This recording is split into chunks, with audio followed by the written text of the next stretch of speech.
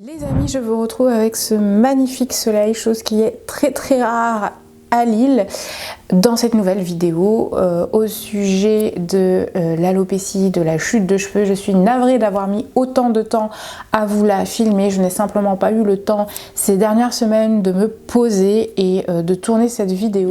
Si tu n'as pas vu la première partie de cette vidéo au sujet des solutions qui existent sur l'alopécie et la chute de cheveux, je t'invite fortement à aller la regarder parce que c'est totalement indissociable de la thématique que je vais aborder dans cette vidéo. Je te mettrai le lien dans la barre d'infos. Aujourd'hui, je vais m'atteler à la partie hair care, à la partie soins. Je vais te partager tous les soins majoritairement naturels que j'ai utilisés lorsque j'ai souffert d'alopécie et de chute de cheveux, mais c'est également des conseils que tu peux appliquer dans ta vie au quotidien, même si tu ne souffres pas d'alopécie ou de calvitie. Ce sont des conseils qui sont bénéfiques pour avoir des cheveux en bonne santé.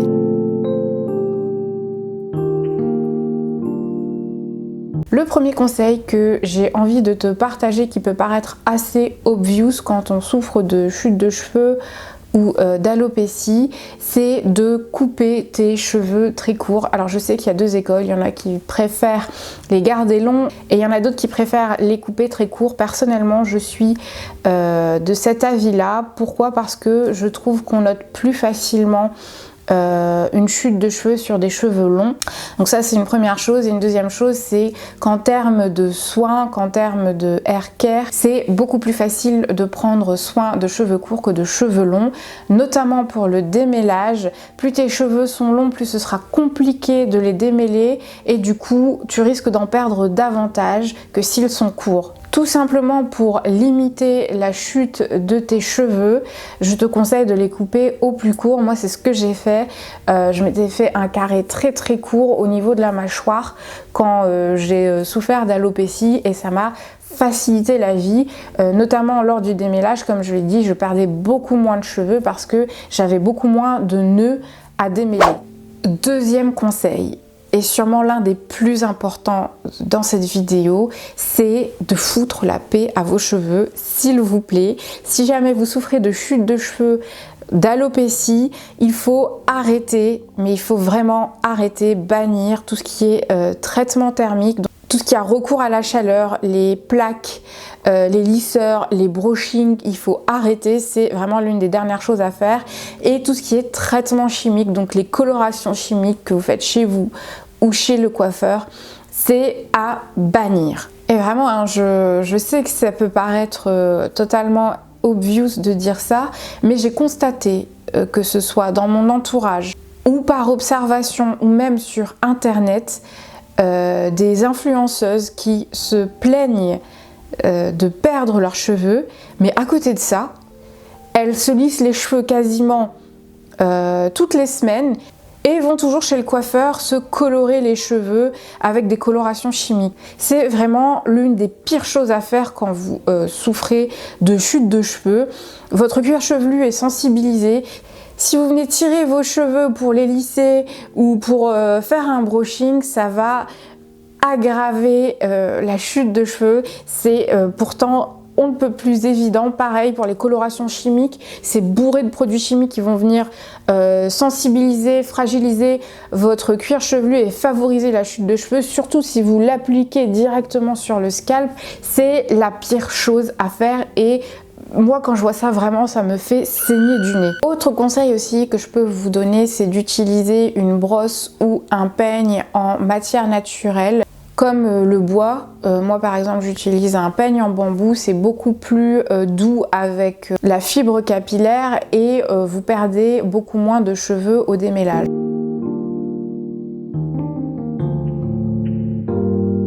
Autre conseil que je peux vous donner également, c'est d'espacer un maximum vos shampoings, de laver moins fréquemment vos cheveux. Ça aussi, c'est quelque chose que j'ai constaté chez des personnes qui souffraient de chute de cheveux, c'est qu'elles avaient tendance à se laver les cheveux limite tous les jours.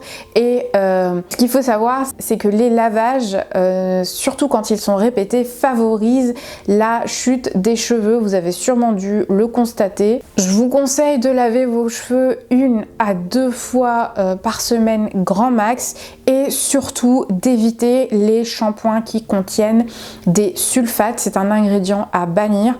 Les sulfates sont des tensioactifs qui permettent en fait au produit de mousser, et en fait ça va venir décaper votre cuir chevelu et ça va favoriser la chute des cheveux. Moi je peux vous assurer que j'ai vu la différence à l'époque où j'utilisais des shampoings qui contenaient des sulfates. Je perdais des grosses touffes de cheveux à chaque lavage, et quand je suis passée au shampoing sans sulfate, j'ai été choquée de voir à quel point la quantité de cheveux que je perdais après chaque lavage avait diminué. Et concernant le shampoing, moi, pour être très honnête avec vous, quand j'ai souffert d'alopécie et de chute de cheveux, ça m'est arrivé plusieurs fois par le passé, j'ai totalement arrêté le shampoing. Je l'ai remplacé par du shampoing végétal dont vous avez déjà peut-être entendu parler. Aromazone en propose, je vous mettrai le lien en barre d'infos. C'est pas sponsorisé, c'est en fait des poudres ayurvédiques de plantes qui vont venir nettoyer le cheveu en douceur, qui vont venir absorber l'excès de sébum.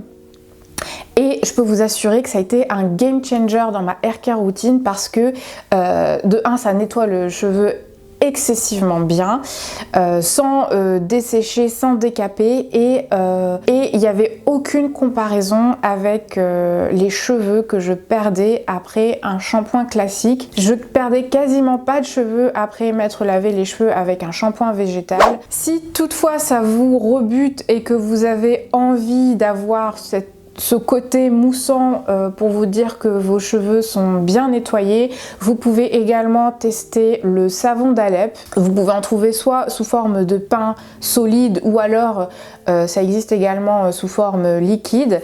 Donc le savon d'Alep, vous devez en avoir entendu parler. Contrairement à ce qu'on peut penser, un savon qui est très doux, qui est même recommandé pour les peaux atopiques qui souffrent d'eczéma ou d'autres dermatites, parce que ça a un côté surgras.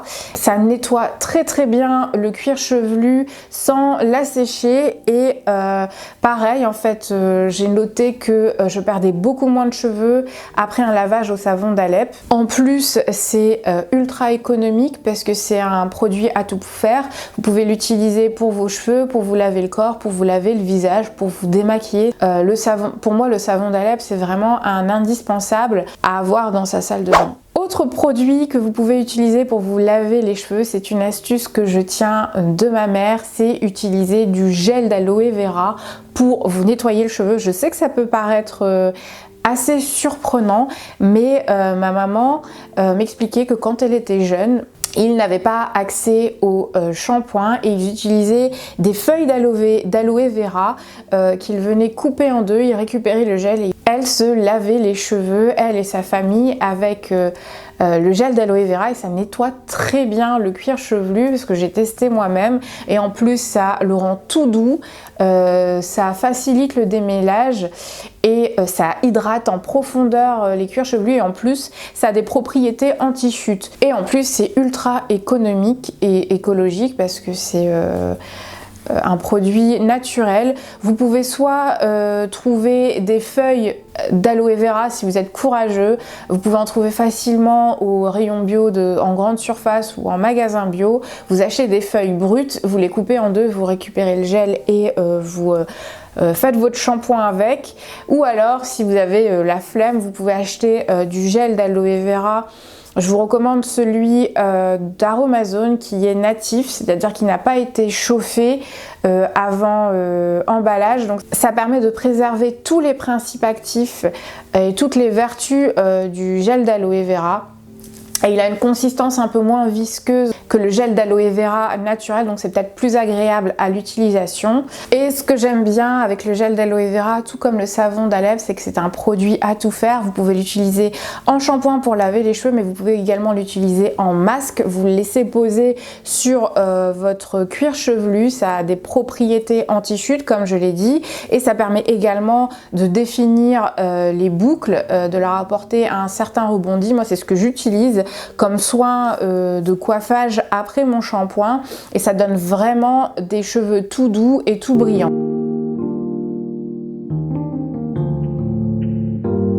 En début de vidéo, je vous disais qu'il fallait absolument abolir les colorations conventionnelles, les colorations chimiques que vous trouvez en grande surface, en boutique spécialisée ou même chez votre coiffeur parce que ça va venir fragiliser et aggraver votre chute de cheveux. Vous devez remplacer ces colorations par des colorations naturelles, des colorations végétales. Vous devez en avoir entendu parler. Il s'agit du henné. Ça fait 15 ans que je suis passée au henné et ça a littéralement changé la qualité de mes cheveux. En plus d'être une coloration, c'est également un soin parce que ça va venir gainer votre cheveu, ça va venir le densifier. Contrairement aux colorations chimiques qui pénètrent la fibre capillaire, le pigment colorant du henné va venir gainer, former une gaine protectrice autour du cheveu qui va donc lui apporter de la densité et du volume. En plus de la coloration, ça couvre parfaitement les cheveux blancs pour ceux qui se posent la question. Alors je sais que le henné peut rebuter pas mal de personnes parce que ça apporte des reflets chauds aux cheveux et que c'est pas la came de tout le monde, ça je peux tout à fait l'entendre, mais sachez qu'il existe différentes teintes de henné. Vous avez des hennés noirs, des hennés châtains, des hennés blonds. Vous pouvez retrouver tout ça chez Aromazone. C'est pas du tout sponsorisé, je sais que je parle énormément d'Aromazone dans mes vidéos, c'est parce que je suis moi-même consommatrice de cette marque et que je trouve qu'elle a un excellent rapport qualité-prix. D'ailleurs pour votre gouverne, j'ai essayé de les contacter pour vous avoir un code promo, mais ils m'ont envoyé bouler, sûrement parce que je ne fais pas assez de vues. Donc si vous voulez que je vous propose des codes promo, n'hésitez pas à liker cette vidéo pour me permettre de vous proposer des petites remises sur des marques que je kiffe, parenthèse refermée. Donc voilà, sachez qu'il existe toute une gamme, toute une variété de teintes possibles en henné. Et si vraiment toutefois vous ne voulez pas vous colorer les cheveux au henné, et bien sachez qu'il existe des hennés non colorants, c'est ce qu'on appelle un henné neutre. Ça a toutes les propriétés bienfaitrices du henné, c'est-à-dire que ça va venir gainer et densifier votre cheveu sans le colorer. En plus, sachez que le henné permet également de nettoyer votre cuir chevelu, donc vous n'avez pas besoin de vous laver les cheveux quand vous faites votre soin au henné. Ça nettoie en profondeur le cuir chevelu. Ça peut également être asséchant pour certaines personnes, donc n'hésitez pas à ajouter quelques gouttes d'huile de ricin ou un peu de gel d'aloe vera ou même du yaourt ou du miel pour apporter un max d'hydratation à votre soin et éviter ce côté asséchant. Sachez aussi qu'il existe des hennés sous forme de gel. C'est un nouveau produit qui est apparu il y a quelques années parce que c'est vrai, on va pas se le cacher, c'est assez pénible de faire son soin au henné en poudre parce qu'on en met partout et ça coule, et puis au rinçage c'est un peu galère. Et bien sachez qu'il existe des hennés sous forme de gel. Il me semble que la marque Natessence en propose. Je vous mettrai le lien en barre d'infos. Je l'ai déjà testé, c'est très bien, mais c'est un petit peu moins colorant que le henné en poudre. Mais c'est génial parce que dans leur formulation, ils ajoutent des émollients qui permettent d'hydrater le cheveu et d'éviter ce côté asséchant.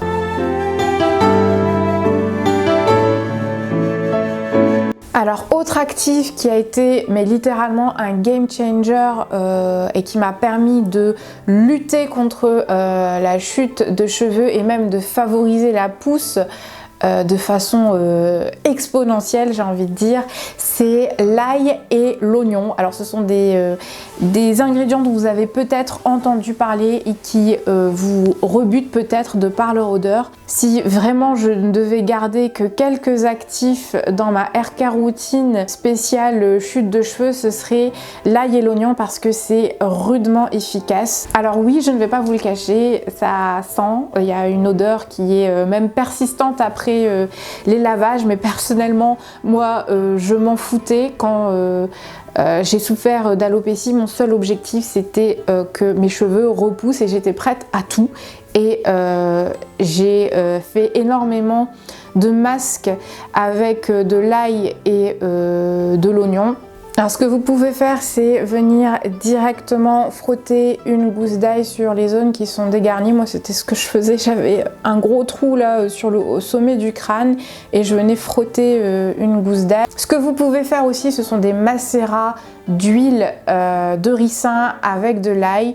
Donc vous venez couper une gousse d'ail en petits morceaux dans un petit bol d'huile de ricin, vous laissez reposer une nuit et vous venez appliquer l'huile sur votre cuir chevelu, vous laissez poser 3-4 heures et ensuite vous nettoyez votre cuir chevelu. L'huile de ricin aussi, hein, ça fait partie des actifs que vous devez connaître pour lutter contre la chute des cheveux. C'est vraiment très très efficace. N'hésitez pas à vous faire des bains d'huile de ricin très régulièrement, avec de l'ail comme je vous l'ai dit. L'oignon, comme je vous l'expliquais, c'est également très efficace parce que l'ail comme l'oignon sont très riches en vitamines du groupe B qui, comme je vous l'ai dit dans ma précédente vidéo, sont des vitamines absolument essentielles pour la pousse des cheveux. Donc ce qui est très intéressant, c'est que vous venez directement appliquer ces actifs au niveau de votre cuir chevelu, là où il y a le bulbe. Donc ça va venir vraiment booster la pousse des cheveux en profondeur. Vous pouvez faire, moi ce que je faisais aussi, c'était du jus d'oignon. Donc je passais plusieurs oignons à l'extracteur et je récupérais le jus et je venais masser mon cuir chevelu avec du jus d'oignon.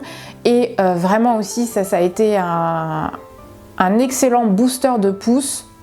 Vous pouvez également faire vos petites tambouilles, hein. Des fois moi j'ai appliqué le jus d'oignon tout seul ou alors je le mélangeais avec de l'huile de ricin ou de l'huile de moutarde. L'huile de moutarde aussi est un excellent booster de pousse et je faisais mes petites tambouilles. Autre huile qui est rudement efficace pour lutter contre la chute des cheveux si vous souffrez de calvitie ou d'alopécie androgénétique, c'est l'huile de pépin de courge. Je vous en ai parlé dans ma précédente vidéo sur les traitements naturels qui existent pour lutter contre l'alopécie androgénétique. Les pépins de courge sont un inhibiteur naturel de la 5-alpha-réductase qui est l'enzyme qui permet la synthèse de la DHT, de la dihydroxytestostérone, qui est responsable de la chute des cheveux chez les hommes et les femmes. Et du coup, mettre de l'huile de pépin de courge directement sur votre scalp, c'est un excellent moyen de limiter la chute des cheveux. Vous pouvez également en consommer, comme je vous l'ai dit dans ma précédente vidéo. Vous pouvez également utiliser des soins à base de saupolmetto. Il en existe, si je ne dis pas de bêtises. Donc le saupolmetto, pour ceux qui auraient loupé le coche, encore une fois, c'est une plante qui possède des propriétés inhibitrices de la 5-alpha-réductase, encore une fois, qui est aussi efficace que son équivalent chimique, le finastéride, qui est le traitement médicamenteux qu'on prescrit aux personnes qui souffrent de calvitie. Il y a des études scientifiques qui ont démontré que le saupolmetto était aussi efficace que le finastéride. Donc il existe des soins, des shampoings et des crèmes, etc., des gels à base de saupolmetto. Vous pouvez venir en appliquer directement sur votre scalp, en plus d'en consommer pour démultiplier les effets. Attention, si vous êtes allaitante ou enceinte, le saupolmetto est déconseillé. Dans tous les cas, n'hésitez pas à demander l'avis de votre médecin en cas de doute. Autre technique que vous pouvez faire conjointement avec tous les soins que je viens de vous citer, c'est le micro-needling. Vous en avez peut-être déjà entendu parler. C'est en fait un petit outil qui contient à son extrémité des dizaines de petites aiguilles qui font quelques millimètres de profondeur. Vous allez venir faire apposer ces petites aiguilles sur votre scalp. Alors oui, c'est pas très agréable parce que ça va venir créer des micro-perforations et en fait ces micro-perforations vont augmenter la capacité d'absorption de votre cuir chevelu. Donc vous aurez davantage d'actifs qui vont pénétrer à l'intérieur du cuir chevelu et ça va favoriser la microcirculation et ça va augmenter donc les actifs absorbés, donc ça va favoriser la pousse de vos cheveux.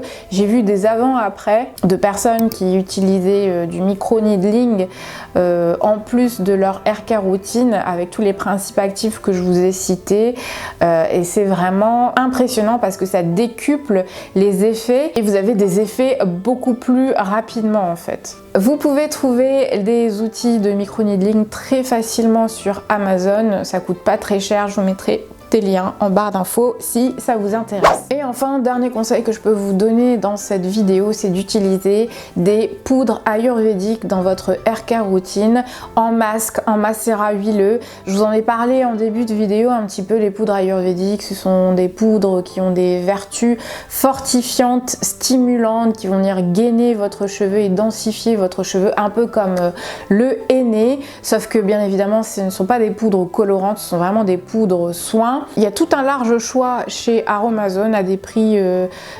très corrects, d'excellente qualité, bio. Je vous mettrai un exemple de poudre sur l'écran parce que je ne me rappelle plus du terme. Il y a je crois Cachour, Cashly, Kapoor Cashly, quelque chose comme ça. Enfin bref, il y en a plein. J'ai plus les noms en tête. Je vous mettrai toute une sélection en lien dans la barre d'infos. N'hésitez pas à aller checker.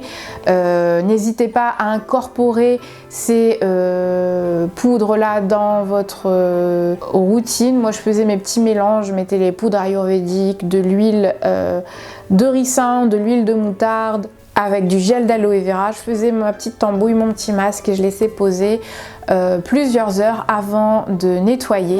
Autre actif que j'ai failli oublier, Shame on Me, et qui a été littéralement un game changer que j'ai commencé à utiliser cette année et qui a vraiment eu des effets de malade sur mes cheveux, c'est l'huile essentielle de romarin. Là encore, c'est un principe actif qui a démontré ses effets sur la pousse des cheveux de façon scientifique. L'huile de romarin est aussi efficace que le minoxidil sur la pousse des cheveux. Le minoxidil, c'est en fait un traitement qui est prescrit pour les personnes qui souffrent de calvitie. Ça vient booster et augmenter la circulation sanguine au niveau du cuir chevelu, donc c'est ça qui va favoriser la pousse des cheveux et du coup l'huile essentielle de romarin a des effets similaires sur la stimulation de la circulation sanguine, sauf que bien évidemment il n'y a pas tous les effets secondaires du minoxidil. Donc ce que je faisais, c'est que j'appliquais plusieurs gouttes d'huile essentielle de romarin sur mes mains et je venais masser mon cuir chevelu. Attention, encore une fois, les huiles essentielles, faut faire gaffe lorsque vous les utilisez. Faites bien un test de sensibilité pour vérifier que vous n'êtes pas allergique au minimum 24 heures avant l'utilisation. Et les huiles essentielles sont déconseillées si vous êtes enceinte ou allaitante. Encore une fois, dans cette vidéo, je vous donne des conseils à titre générique. Si vous les appliquez, faites bien vos recherches avant et n'hésitez pas à demander un avis médical au préalable. Donc voilà, l'huile essentielle de romarin, c'est vraiment un indispensable. Si je devais n'en garder qu'un ou deux, ce serait huile essentielle de romarin, ail, oignon et henné. Bon, ça en fait plus d'un, mais vraiment ces trois-là, j'ai vraiment vu la différence. J'en ai fini avec cette vidéo, j'espère qu'elle t'aura été informative. Je suis désolée, je suis partie un petit peu dans tous les sens, mais il y avait beaucoup à dire. N'hésite pas à incorporer tous ces actifs dans ta hair care routine. Ce qui est bien, c'est qu'ils sont tous d'origine naturelle et qu'ils sont assez accessibles. Vous pouvez quasiment tout retrouver chez Aromazone, comme je l'ai dit, à moindre coût. Dans tous les cas, et ça j'ai oublié de le dire, il faut s'armer de patience pour voir des résultats si tu souffres de chute de cheveux, d'alopécie. Ça dépend vraiment des personnes. Me concernant, j'ai dû attendre entre 6 mois et 1 an pour constater des repousses et des fois ça peut être un petit peu plus long. Chez certaines personnes, ça peut même aller jusqu'à 1 an et demi, 2 ans, ça dépend vraiment du métabolisme de chacun. Mais dans tous les cas, il faut persévérer, il faut faire des efforts, il faut avoir cette volonté de guérir. Comme je vous le disais dans ma première vidéo, ne baissez pas les bras. Prenez soin de vous, vous le valez bien. Vos efforts finiront par payer si vous faites preuve de consistance. Ne baissez pas les bras. Je sais que c'est très frustrant de perdre ses cheveux et que c'est facile de se laisser aller et de perdre les bras, mais c'est vraiment des efforts qui en valent la peine et que vous ne regretterez pas en fin de compte. Bref, je me suis assez dispersée dans cette vidéo. En plus, j'ai bientôt plus de batterie, donc il faut que j'abrège. Merci à toi d'avoir passé ce petit moment avec moi. N'hésite pas à t'abonner si c'est pas encore fait et que tu veux que j'aborde d'autres thématiques de ce genre. N'hésite pas aussi à me faire des recommandations en commentaire. Sachez que je les prends toutes en considération et que je ferai mon possible pour les aborder. C'est juste qu'en ce moment je manque de time pour faire des vidéos. Je suis désolée si je poste moins. Mais c'est vrai qu'en ce moment je suis un petit peu sous l'eau et tous mes week-ends sont pris. Je ferai mon possible pour poster davantage. Merci à toi d'être resté jusqu'au bout si tel a été le cas. Je te souhaite une très belle journée, une très bonne semaine, une très belle soirée, où que tu sois quand tu regardes cette vidéo et je te dis à la prochaine.